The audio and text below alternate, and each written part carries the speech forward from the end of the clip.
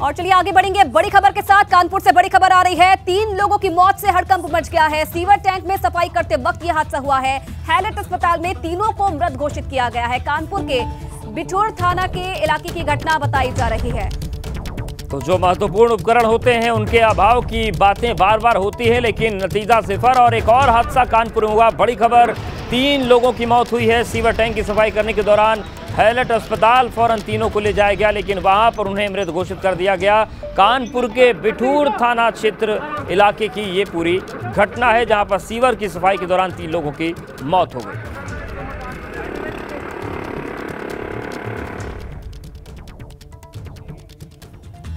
उत्तर प्रदेश के मुख्यमंत्री योगी आदित्यनाथ ग्रेटर नोएडा को 17 साल से फंसी परियोजना की सौगात देने जा रहे हैं, जिससे लाखों लोगों के घर तक पीने का साफ पानी पहुंचने वाला है। मुख्यमंत्री योगी आदित्यनाथ 2 दिन के दौरे पर नोएडा आ रहे हैं और ऐसे में जहां सबसे पहले वो 31 अक्टूबर को प्रदेश के पहले डाटा सेंटर का लोकार्पण करेंगे, तो अगले दिन 1 नवंबर को गंगा जल परियोजना का उद्घाटन करेंगे, जिसकी लागत करीब 800 करोड़ रुपए की है। 17 सालों से फंसी इस परियोजना को योगी सरकार ने पूरा किया है, जिसमें हापुड़ गंगा कैनाल से 23 किलोमीटर भूमिगत पाइप के जरिए से जल लाया जा रहा है। हम अभी खड़े हैं गेटोना के पल्ला गांव में, जहां पर गंगा जल ट्रीटमेंट प्लांट लगाया गया है और यहां पर कई चरणों में उसको स्वच्छ करके आपके घर तक पहुंचाया जाएगा। किसी भी तरह से कोई भी उसमें कीट ना रह जाए, उसको लेकर जो है यहाँ पूरी तरीके से स्वच्छ किया जाएगा उस गंगा जल को। देखिए, ये गंगा जल जो बताया जा रहा है कि वो बहुत ही स्वच्छ होगा, बगैर आरओ के आप उसे पी सकते हैं, यानी कि सबसे ज्यादा प्योरिटी उस गंगा जल पे होगी। गंगा जल परियोजना के अधिकारियों का दावा है कि घर घर पहुंचने वाले इस गंगा जल को लोग बिना आरओ के भी पी सकेंगे। प्रदेश में योगी सरकार बनने के बाद इसके काम में तेजी आई, जिसके लिए 1600 mm व्यास की पाइपलाइन बिछाई गई है। पहले चरण में ग्रेटर नोएडा के 22 सेक्टर के निवासियों को गंगा जल की सप्लाई शुरू होगी। गंगा जल की सप्लाई के लिए एक मास्टर रिजर्वॉयर बनाया गया है। इससे 3 एरिया सेक्टर ईटा, गोल्फ कोर्स और नॉलेज पार्क में पानी जाएगा। इन तीनों रिजर्वॉयर से ओवरहेड टैंक में अलग अलग पानी पहुंचाया जाएगा। नॉलेज पार्क के रिजर्वॉयर से नॉलेज पार्क 1, 2 व 3, ओमेगा 1, P3, P4 व P7 सहित दूसरे बिल्डर एरिया में पानी पहुंचेगा। सेक्टर ईटा स्थित एरिया रिजर्वॉयर से ईटा 1 व 2, डेल्टा 1, 2 व 3 में गंगा जल की सप्लाई होगी, तो गोल्फ कोर्स रिजर्वॉयर से सेक्टर अल्फा 1, बीटा 1 व 2 और गामा 1 व 2 में गंगा जल की सप्लाई होगी। दावा किया जा रहा है कि इस परियोजना के तहत पहले चरण में ग्रेटर नोएडा की 40% आबादी की गंगा जल से प्यास बुझेगी। Bureau report, ABP Ganga. चलिए आगे बढ़ेंगे तो बसपा सांसद ने शनिवार को भाजपा नेताओं के लिए सांड शब्द का प्रयोग किया था, लेकिन अब बसपा सांसद के बयान के खिलाफ भाजपा ने मोर्चा संभाल लिया है और श्याम सिंह यादव पर पलटवार कर दिया है। रमेश चंद्र मिश्रा जौनपुर की बदलापुर सीट से भाजपा के विधायक हैं, जबकि श्याम सिंह यादव जौनपुर से बसपा सांसद हैं। लेकिन भाजपा विधायक ने कहा है कि बसपा सांसद श्याम सिंह यादव का मानसिक संतुलन ठीक नहीं है और इसीलिए वो अपने विरोधियों के खिलाफ ऐसे बयान दे रहे हैं। उन्होंने इस बात को कहा है कि उनकी जो भाषा मैंने सुना है कि उन्होंने कहा है कि खुला साड़ है, उनको लाठी से मारेंगे, या अभद्र भाषा एक जनप्रतिनिधि अगर उपयोग करता है तो कहीं न कहीं वह मानसिक विक्षिप्त होगा। और मुझे अब पता लग गया कि जो 1 साल में वो 1 बार जौनपुर आते हैं, उनका दिमागी इलाज चल रहा है। और दिमागी इलाज उनका जो है, जहां तक मुझे जानकारी मिली, कुछ लोगों ने बताया कि एम्स में उनका शायद इलाज चल रहा है। दरअसल भाजपा और बसपा के बीच इस सियासी तू-तू मैं-मैं की शुरुआत बसपा सांसद श्याम सिंह यादव ने शनिवार को की, जब उन्होंने एक परियोजना के शिलान्यास के दौरान भाजपा नेताओं के लिए सांड शब्द का इस्तेमाल किया। ये जो बीजेपी वाले हैं इस समय, ये सब सांड की तरह हैं, क्योंकि जहां चाहे वहां घुस जाए, जिसके काम पर चाहे उसके बोर्ड लगा दे अपना, समझ रहे नहीं। लेकिन हाँ, मैं विपक्ष में रहते हुए थोड़ा कमजोर जरूर हूं, लेकिन हौसला है। अगर सांड मेरे खेत में घुसेगा तो उसे डंडा लेके दौड़ाऊंगा, मारूंगा। बसपा सांसद श्याम सिंह यादव के इसी बयान के बाद भाजपा ने आक्रामक रुख अपना लिया है। भाजपा विधायक रमेश चंद्र मिश्रा ने आरोप लगाया है कि श्याम सिंह यादव खुद अपने संसदीय क्षेत्र से गायब रहते हैं। यह है कि हमारे यहाँ के जो माननीय सांसद जी हैं, वो साल भर में एक आध बार उनका जौनपुर में आगमन होता है। और मैं बताना चाहता हूँ कि जिस सड़क की वो चर्चा कर रहे हैं, चाहे वो पडरी से बाबूगंज का हो, चाहे पडरी से नखतपुर का हो, चाहे ढेमा से पूरा लाल का हो, जिसका भी उन्होंने शिलान्यास किया है। क्या कि काम जो है 7 महीने से चल रहा है। हमने माननीय सांसद जी का 2 महीना, 3 महीना, 4 महीना इंतजार किया कि सांसद जी आ जाएं, सामूहिक रूप से हम लोग उसका शिलान्यास करें। लेकिन जब सांसद जी नहीं आए तो मजबूरी बस मुझे उस काम के शुरुआत के 4 महीने बाद मुझे शिलान्यास करना पड़ा। यही अन्य कामों पर भी हुआ है। हालांकि अपने बयान के बाद अब तक इस मुद्दे पर श्याम सिंह यादव का कोई जवाब नहीं आया और कल ही श्याम सिंह यादव के तेवर बता रहे थे कि वो अपने बयान पर कायम है। और इस बीच एक बड़ी खबर आ रही है गुजरात से। गुजरात के मोरबी में बड़ा हादसा हुआ है। अचानक केबल ब्रिज टूटने से अफरा तफरी मच गई और कई लोगों के मच्छू नदी में डूबने की खबर है। 4 दिन पहले ही पुल की मरम्मत हुई थी और हादसे के वक्त पुल पर करीब 100 लोग थे। ये बड़ी जानकारी मिल रही है। अचानक केबल ब्रिज टूटने से ये हादसा हुआ और कई लोगों के मच्छू नदी में डूबने की खबर फिलहाल मिल रही है। गुजरात के मोरबी में ये बड़ा हादसा हुआ है। 4 दिन पहले ही पुल की मरम्मत हुई थी और उसके बाद आज ये केबल ब्रिज टूटने से अफरा तफरी मच गई और करीब हादसे के वक्त करीब 100 लोग इस पर मौजूद थे। ये बड़ी जानकारी मिल रही है। तो देखिए तस्वीर भी आपको दिखा रहे हैं। गुजरात के मोरबी में बड़ा हादसा हुआ है। अचानक केबल ब्रिज टूट गया। लगभग 100 लोग उस वक्त सवार थे, ये बताए जा रहे हैं और ये आंकड़ा लगभग में है, ज्यादा या कम भी हो सकते हैं। फिलहाल जो पहली जानकारी मिल रही है उसके मुताबिक कई लोग इसमें डूबे हैं। मौके पर प्रशासन पहुंच गया है, राहत और बचाव का काम चल रहा है। फिरोजाबाद में धर्मांतरण के लिए एक युवती को ब्लैकमेल करने का मामला सामने आया है। पीड़ित लड़की के पिता सिपाही है और आरोपी ने कहा है कि अगर उसने इस्लाम नहीं कबूल किया तो वो उसके भाई और पिता का सिर काट देगा। धमकी देने के आरोपी का नाम शाहरुख है, जो अमरोहा का रहने वाला है। उसने सबसे पहले सिपाही की बेटी से सोशल मीडिया पर दोस्ती की और 24 सितंबर को फिरोजाबाद आकर उसे बहला फुसलाकर अपने साथ भगा कर ले गया। व्हाट्सअप पहले फेसबुक पे बात हुई थी हम लोगों की स्टार्टिंग में, फिर व्हाट्सअप पे चैटिंग वगैरह होने लगी, फिर चैटिंग के फिर बातचीत करने लगे हम लोग एक दूसरे से। फिर आके इसने मतलब हम लोग मुझे बहुत परेशान, फ़ोटो खींची साथ में इसने मेरे साथ, और यहाँ पे भी आया मैनपुरी चौराहे पे इटावा में, और वहाँ पे भी आया हमारे घर पे। तो फिर ये मतलब फ़ोटो खींचने के बाद ये धमकी देने लगा मुझसे कि अगर तुम मेरे साथ नहीं आओगी तो धर्म परिवर्तन नहीं करोगी तो हम तुम्हारी फ़ोटो डाल देंगे, वायरल कर देंगे इंस्टाग्राम पे। पीड़ित लड़की ने बताया कि अमरोहा ले जाकर आरोपी शाहरुख ने उसकी आपत्तिजनक तस्वीरें खींच ली और उन्हीं तस्वीरों के बल पर अब शाहरुख पीड़िता पर इस्लाम कबूल करके निकाह करने का दबाव बना रहा है और मेरे घर वालों को धमकी देता था। किस को मारने की धमकी? भाई को देता था और भाई से ये कहता था कि मतलब अगर तुम मतलब शादी करोगे तो तुम्हारी बहन को बदनाम कर देंगे और तुम्हें रोड पे लाके खड़ा कर देंगे, तुम्हें मरवा देंगे और तुम्हारी बहन को ही मरवा देंगे। तुम नहीं आओगी तो फिर हम तुम्हारे मतलब पापा को और भाई को सरकर्म करवा देंगे। पीड़ित युवती आरोपी शाहरुख से बचकर वापस अपने घर आ चुकी है, लेकिन अब आरोपी धमकी दे रहा है कि धर्म परिवर्तन नहीं करने पर वो पीड़ित युवती के पिता और भाई की सर काटकर हत्या कर देगा। जिसके बाद सिपाही ने शिकोहाबाद थाने में शाहरुख के खिलाफ धर्मांतरण का दबाव बनाने का मुकदमा दर्ज करवाया।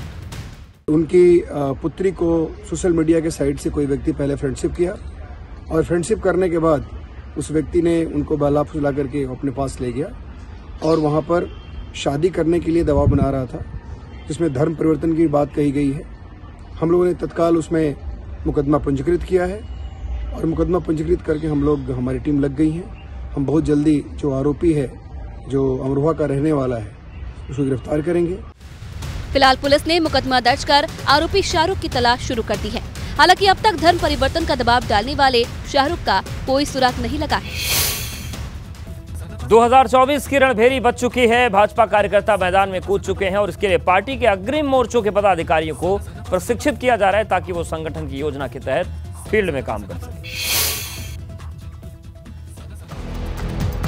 और भाजपा के उत्तर प्रदेश के सभी 80 लोकसभा सीटें और निकाय चुनाव में बड़ी जीत हासिल करने के प्लान पर अमल किया जा सके, जिसके लिए भाजपा के ओबीसी मोर्चा ने लखनऊ और कानपुर में प्रशिक्षण वर्ग के कार्यक्रम का आयोजन किया, जिसे राज्य मंत्री स्वतंत्र प्रभार और भाजपा पिछड़ा वर्ग मोर्चा के प्रदेश अध्यक्ष नरेंद्र कश्यप, राज्य मंत्री रामकेश निषाद, पिछड़ा वर्ग मोर्चा के क्षेत्रीय अध्यक्ष मनोज कुमार राजपूत, यूपी सरकार के परिवहन मंत्री दयाशंकर सिंह, केंद्रीय मंत्री बीएल वर्मा ने संबोधित किया। बहुत सारे विषयों पर अनेक वक्ता अपने कार्यकर्ताओं को प्रशिक्षित करते हैं, तो आज उसी के कड़ी में मैं भी पिछड़ा वर्ग मोर्चा के प्रभारी हूँ, अभी उपाध्यक्ष हूँ, तो इसलिए यहाँ पर एक कार्यक्रम में मैं उपस्थित हुआ था और माननीय डिप्टी सीएम साहब आए हैं, हमारे महामंत्री संगठन आ रहे हैं, तो सबको एक एक विषय पर इस पर अपने कार्यकर्ताओं को उद्बोधन होगा। भाजपा निकाय चुनाव में पिछड़ा वर्ग के वोट बैंक में सेंध लगाने की तैयारी में है, जो उसके लिए हमेशा से गेम चेंजर साबित हुआ है।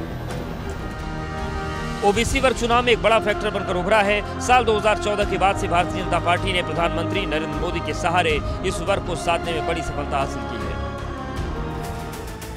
इस साल के उत्तर प्रदेश विधानसभा चुनाव 2022 में भी ओबीसी वोट बैंक का बड़ा समर्थन भाजपा को मिला है।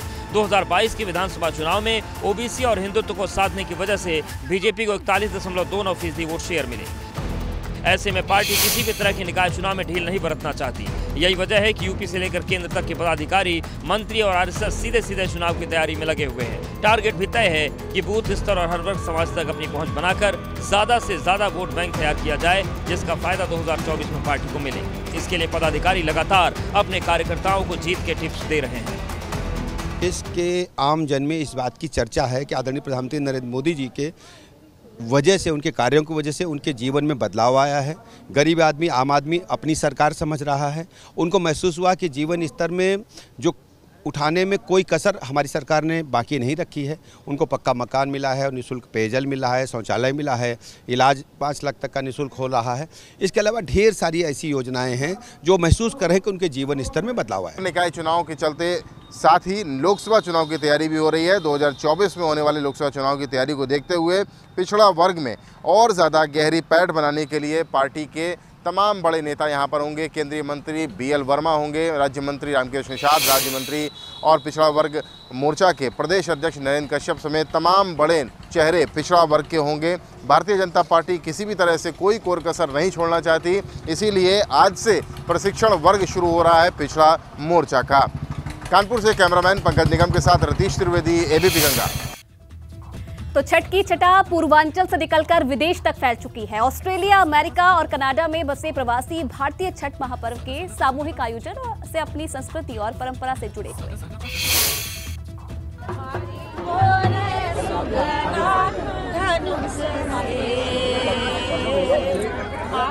और ऑस्ट्रेलिया के मेलबर्न में तो छठ पर्व के कार्यक्रम में लोक गायिका मालिनी अवस्थी ने भगवान भास्कर को अर्घ दिया।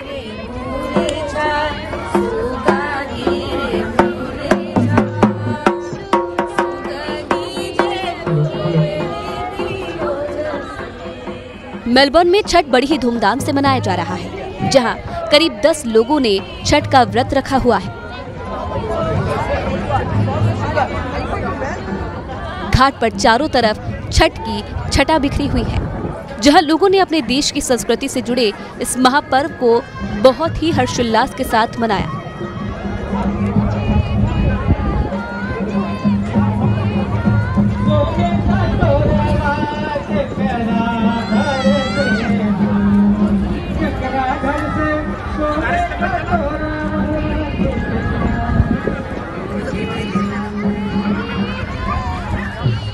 पद्मश्री मालिनी अवस्थी ने श्रद्धापूर्वक प्रवासी भारतीयों के साथ छठ मनाया और अस्ताचलगामी को सुर समर्पण किया।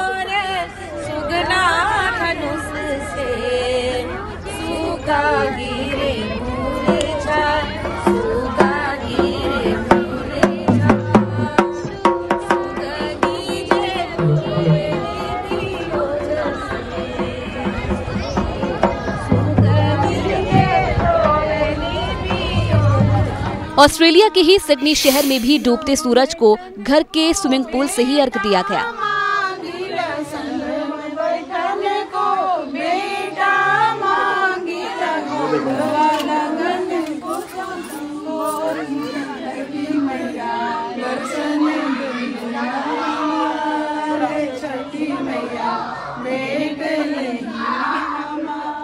यहाँ 2 प्रवासी भारतीय महिलाओं ने छठ का व्रत किया हुआ है, जिनके साथ पूरा परिवार उत्सव मना रहा है।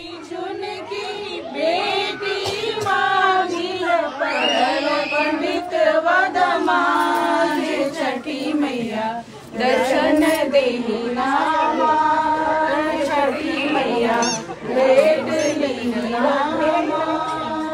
तीसरी तस्वीर भी ऑस्ट्रेलिया से ही है, जहां सिडनी शहर के ही एक बीच पर छठ पर्व मनाया गया। यहां छठ की तैयारी 2 सप्ताह पहले से चल रही थी। जन्म जन्म अहिवास छठी मैया छठी मैया। छठ की चौथी तस्वीर अमेरिका के न्यू जर्सी से है, जहां फ्रीहोल्ड, जैक्सन और मॉर्गनविले इलाके में छठ पर्व का आयोजन किया गया।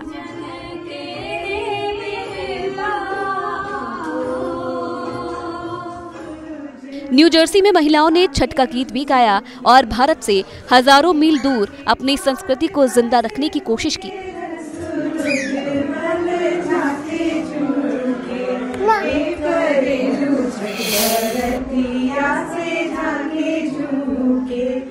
नॉर्थ अमेरिका के कनाडा में बिहार झारखंड कनाडा एसोसिएशन की ओर से छठ पर्व का सबसे बड़ा सामूहिक आयोजन किया गया। ठेकुआ बनाने में सभी कोई छोटा बड़ा, बड़े बुजुर्ग और आदमी, मेन एंड विमेन, सब कोई लगे हुए हैं। इस बार 16 व्रती सामूहिक छठ पूजा में शामिल होंगे। एक हिंदू मंदिर को किराए पर लेकर वहीं पूरी व्यवस्था की गई है। कनाडा में बिहार झारखंड कनाडा एसोसिएशन की तरफ से पिछले 7 से 8 साल से सामूहिक पूजन का आयोजन किया जा रहा है, जिससे कनाडा में लोगों के बीच बहुत अच्छा संदेश जाता है। विदेश में रह रहे भारतीय छठ पर्व को मनाते हैं तो अपनी धरती की यादें ताज़ा होने के साथ ही यहाँ पर घर जैसा एहसास होता है। Bureau report, ABP Ganga. लोक आस्था का महापर्व छठ उत्तर प्रदेश के साथ ही देश के तमाम राज्यों में ही नहीं बल्कि 7 समंदर पार कई देशों में धूमधाम से मनाया जा रहा है। और आज अस्ताचलगामी सूर्य को छठ व्रत कर रही महिलाओं ने अर्घ्य दिया और अरब देश यूएई के दुबई में छठ पर्व पूरे उत्साह से मनाया जा रहा है। दुबई में पूरे नियम और परंपराओं के साथ छठ व्रतियों ने डूबते सूर्य को अर्घ्य दिया। दुबई में पूरे विधि विधान के साथ भारतीय समाज की महिलाएं छठ पर्व मना रही है और इस भारतीय पर्व में विदेशी नागरिक भी शामिल होकर इस त्योहार का आनंद ले रहे हैं।